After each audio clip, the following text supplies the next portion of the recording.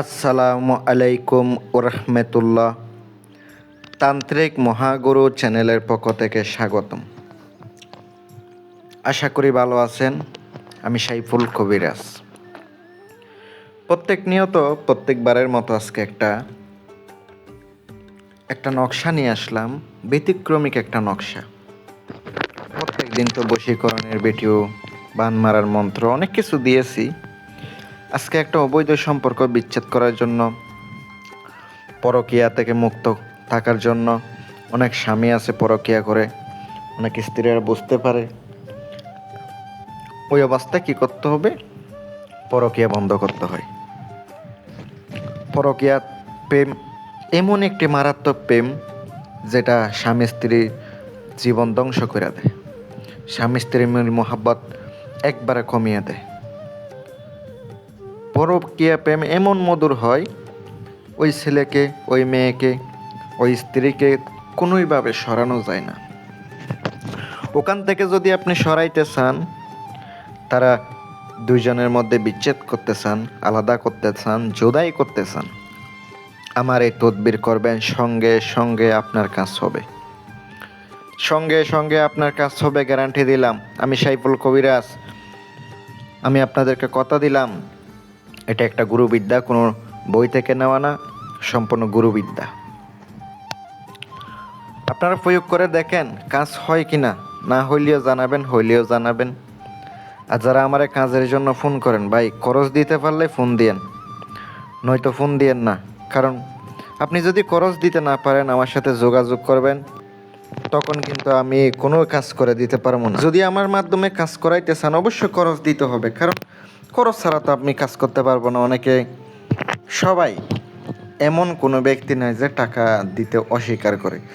প্রত্যেকটা লোকেই বলে আমার কাছে টাকা নাই।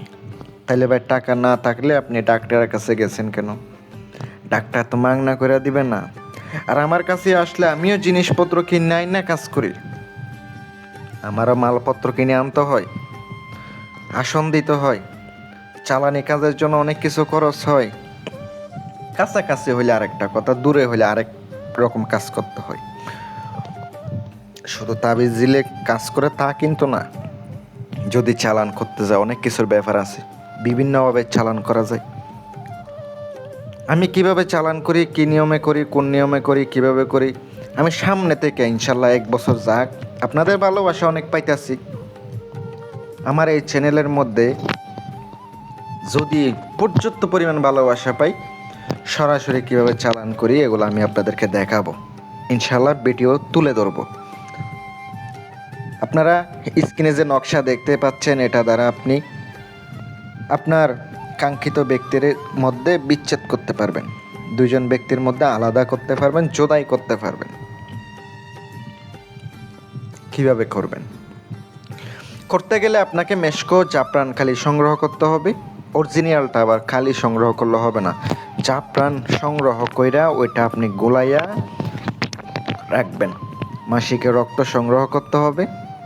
আর আপনাকে সংগ্রহ করতে হবে হরিণের চামড়া।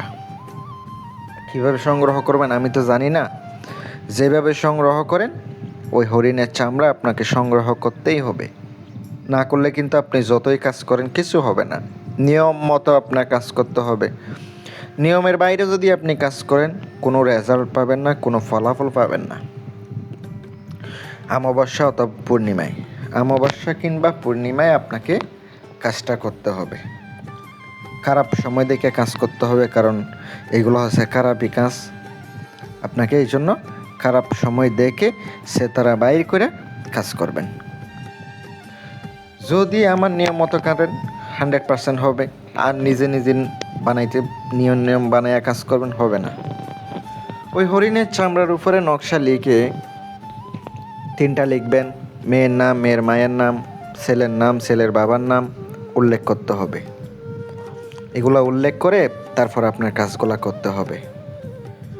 কাজ করবেন, 100% কাজ হবে। আমি আপনাদেরকে গ্যারান্টি দিলাম 100% কাজ হবে। কথা হচ্ছে, একটা নকশা আপনি রাত্রে 12টার সময় শরীর বন্ধ করে শ্মশানে যাবেন, উলঙ্গ হইয়া পুঁতে দিয়ে চলে আসবেন। আর ওখানে অবশ্যই 7 প্রকারের মিষ্টি রেখে দিয়ে চলে আসবেন। আর একটা গোলাপ ফুল রেখে চলে আসবেন।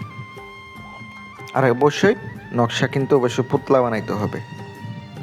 আরেকটা হচ্ছে কবরস্থানে যাবেন যে মেয়ে ফাঁস খেয়ে অথবা বিষ খেয়ে মারা গেছে, মেয়েদের মধ্যে বিচ্ছেদ করতে চাইলে, মেয়ে সরাই দিতে চাইলে, তাইলে মেয়ের কবরে, আর ছেলে হলে ছেলের কবরে পুঁতে দিতে হবে। আরেকটা হচ্ছে আপনার তাহার চলাচল পথে পুঁতে দিতে হবে। যদি পারেন তার ব্যবহারের কাপড় ফেলে ব্যবহারের কাপড় দ্বারা করবেন। আর আমরা যেগুলা করি আমাদেরকে শুধু নাম ঠিকানা দিলে চলে, এখান থেকে সম্পূর্ণ ইনশাল্লাহ কাজ করে দিই। ভালো থাকবেন। আর যদি নিয়ম সম্পূর্ণ তো ভিডিওতে বইলা দিয়েছি, বুঝতে না পারলে দ্বিতীয়বার তৃতীয়বার দেখে আপনি বুঝে নিন। আপনারা তো আমার থেকে জ্ঞানী বেশি। অনেকে আমারে ফোন দিয়া বলে ভাই আপনার কাজে কী কী লাগবে আমি জানি। তো জানলে আপনি করেন, আমার ভিডিও দেখতে হবো কে, আমার ফোন দেন কে কাজ করার জন্য। ভালো থাকবেন, সুস্থ থাকবেন। কথার মধ্যে যদি ভুল ত্রুটি হয়ে থাকে ক্ষমা দৃষ্টিতে দেখবেন। আসসালামু আলাইকুম ওয়া রাহমাতুল্লাহ।